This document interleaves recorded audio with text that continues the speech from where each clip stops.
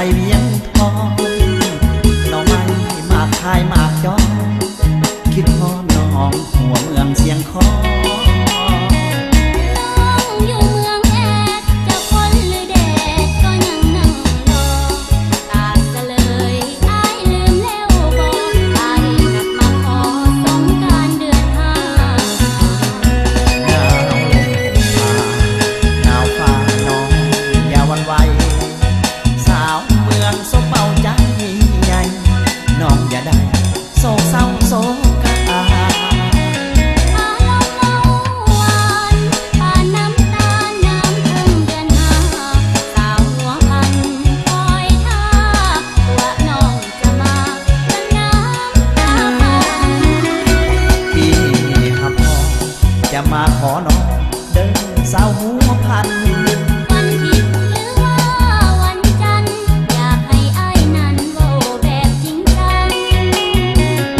ขอวอนเถิงท่านผู้นำช่วยเติมพลัง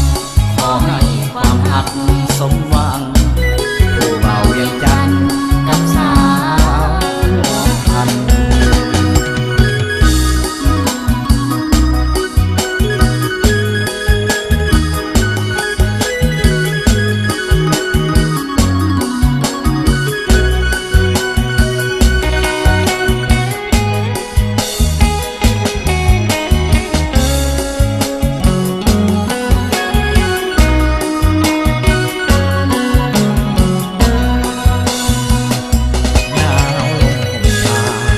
หนาวฟ้าน้อง